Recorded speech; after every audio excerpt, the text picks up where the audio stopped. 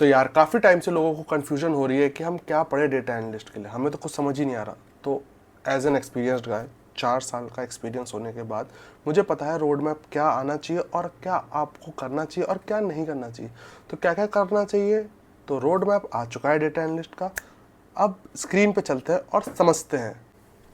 तो जैसा कि आप लोग स्क्रीन पे देख पा रहे होगे, road map to data analyst. तो डेटा एनालिस्ट का सबसे पहला काम क्या है? डेटा एनालिस्ट का सबसे पहला काम है डेटा को एनालाइज करना। डेटा एनालाइज कैसे होगा? जब आपको कुछ पता होगा, ठीक है। तो आपको कुछ पता होने के लिए वो करता है डेटा इंजीनियर का काम। डेटा इंजीनियर, वो हैंड राइटिंग पे मत जाना, समझने पे जाओ, ठीक है। हैंड राइटिंग में आगे सुधारता चला जाऊंगा, ठीक है। तो डेटा इंजीनियर, ठीक है। तो डेटा इंजीनियर हमें डेटा देगा। तो उससे पहले आपको क्या आना चाहिए जिससे आप डेटा इंजीनियर ने जो आपको डेटा भेजा है वो समझ आए, ठीक है। तो पहले तो हो गया मैथ्स, ठीक है। अगर आपकी मैथ्स स्ट्रांग है, स्ट्रांग मतलब इसमें भी स्ट्रांग में भी प्रोबेबिलिटी एंड दूसरा है स्टैटिस्टिक्स। अगर ये स्ट्रांग है आपकी तो आप स्किप करिए मैथ्स, अगर आपको ये दोनों अच्छे से चैप्टर आते हैं, क्योंकि बेसिक 10th का तो सबने ही पढ़ा होगा। अगर आप कॉमर्स स्टूडेंट हो तो भी आपको आ ही जाएगा, ऐसा कोई डिफ़िकल्ट नहीं है 10th तक की मैथ्स, ठीक है। तो बेसिक फॉर्मूलेज आने चाहिए इसके, बेसिक डेटा आना चाहिए, ठीक है। इसके बाद हम आगे चलेंगे, ठीक है।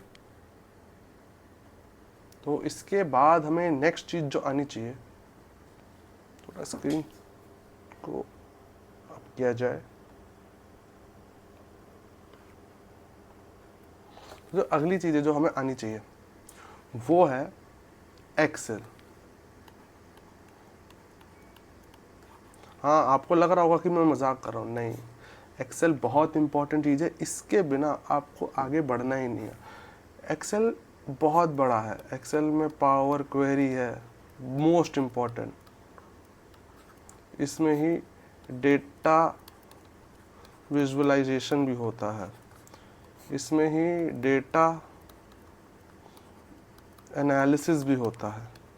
जो छोटी कंपनी है वो अभी भी एक्सेल पे ही डिपेंड है, इससे ही वो डेटा सारा निकलवा लेती हैं छोटी कंपनी। बड़ी कंपनियों को होता है कि क्लाइंट है, आपको क्लाइंट को भी दिखाना पड़ता है, तो इसलिए हम और बड़े डेटा विजुअलाइजेशन टूल्स पे जाते हैं, जैसे पावर बीआई, टैबलू।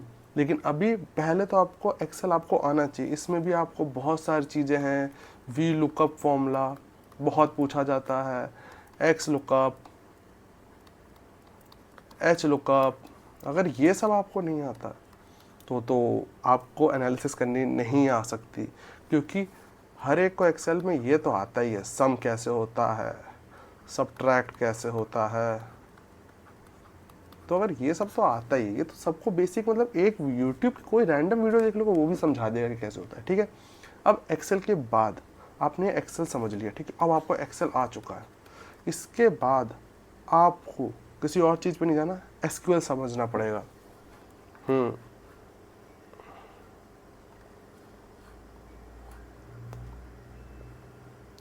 तो जो अगली चीज़ आपको समझनी है वो है एसक्यूएल, जो कि होता है स्ट्रक्चर्ड क्वेरी लैंग्वेज।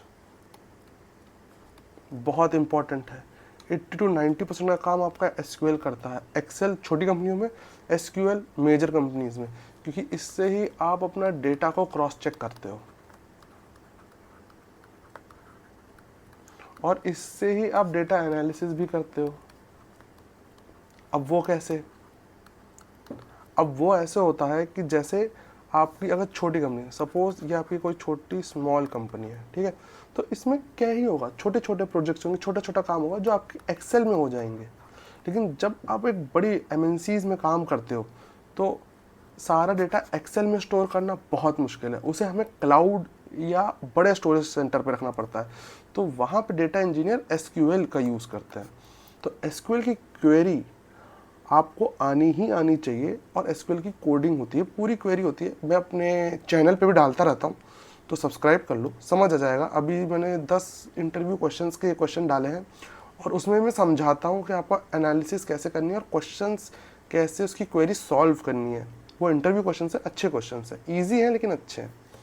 चलो, अब आपको समझ आ गया, आपने सीख लिया मैथ्स, उसके बाद आपने सीख ली एक्सेल, उसके बाद आपने सीख लिया एसक्यूएल। ठीक है, अब आपने कर लिया मेजर बहुत कुछ काम। अब आते हैं डेटा विजुअलाइजेशन टूल्स पे।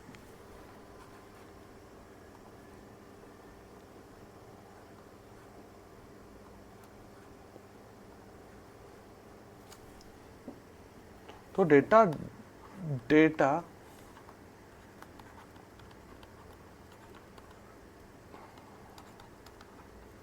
टूल्स, तो ये दो हैं मेजर, तो दो ही हैं, लोग और भी यूज करते हैं लेकिन मेजर जो भी मार्केट में चल रहा है वो है पावर बीआई और टैबलू।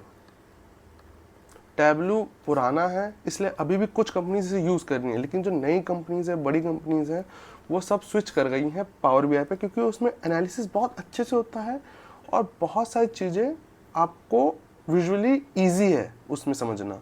टैबलू थोड़ा टिपिकल हो जाता है क्योंकि उसमें अभी ज़्यादा कुछ फंक्शंस कम हो चुके हैं, काफ़ी फंक्शंस कम हो चुके हैं। ठीक है, तो अगर आप पावर बीआई करते हो तो इसमें आपको बहुत कुछ सीखना पड़ेगा। पावर बीआई मेजर तो डेटा विजुअलाइजेशन का खेल है इसमें, कि विजुअली आप ग्राफ्स बना सकते हो, बार चार्ट्स बना सकते हो, तो ये सब करने में मज़ा बहुत आता है। लेकिन अगर आप सपोज आपसे कोई क्वेश्चन पूछ रहा है, 10 में से 9 रुपये का सामान बेच दिया है, मेरे को बताओ कितना बचा? एक बचा ना, लेकिन आप ग्राफ में दिखा रहे हो कि 9, 10, 11, 12, कोई फ़ायदा है? जो आपका स्टेक होल्डर ने क्वेश्चन पूछा या क्लाइंट ने क्वेश्चन पूछा, आपने उसका आंसर नहीं दिया, तो ग्राफ्स का कोई फ़ायदा नहीं। तो पावर बीआई है आपका चौथी चीज़ जो आपको समझनी है। और अगर आपने ये सब कर लिया है तो फिर आप अपने नेक्स्ट स्टेप पे आओगे,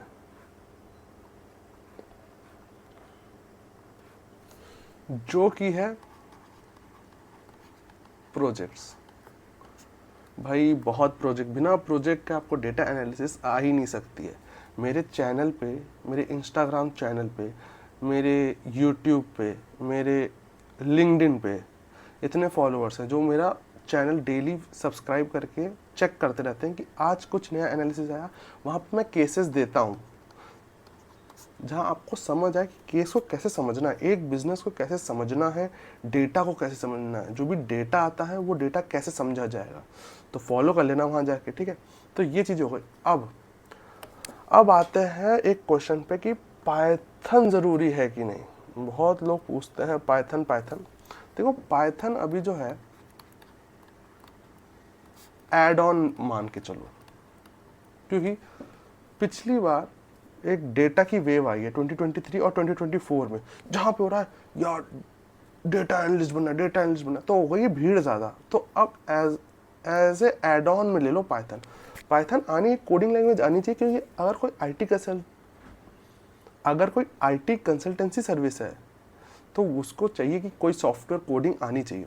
तो पाइथन इज़ एड ऑन, क्योंकि पाइथन से भी आप बेसिक ग्राफ्स बना सकते हो और अच्छे ग्राफ्स बना सकते हो। कभी कभार डेटा जो है एसक्यूएल की जगह बहुत सारी कंपनीज पाइथन भी यूज़ करती है। तो पाइथन करना इम्पॉर्टेंट तो है, लेकिन पहले आपको वो 5 चीज़ें करनी बहुत ज़रूरी है, उसके बिना कुछ नहीं हो सकता। तो चलो चलते हैं, अब फाइनलाइज करते हैं। ठीक है, हम तन फाइनल। वीडियो छोटी रखता हूँ ताकि आप लोग ज़्यादा भाषण मत मचाना कि भाई फिर समझ नहीं आ रहा। ठीक है, कुछ नहीं करना, पहले आपको क्या करना है, मैथ्स। ठीक है, मैथ्स में स्टैटिक्स एंड प्रोबेबिलिटी। ठीक, उसके बाद आपको क्या करना है, एक्सेल में करो एक्सेल। जोक तो अच्छा था, लेकिन अब पढ़ाई वाले जोक अच्छे लगते कहाँ बच्चों। चलो एक्सेल के बाद हम क्या जाएंगे, एसक्यूएल पे।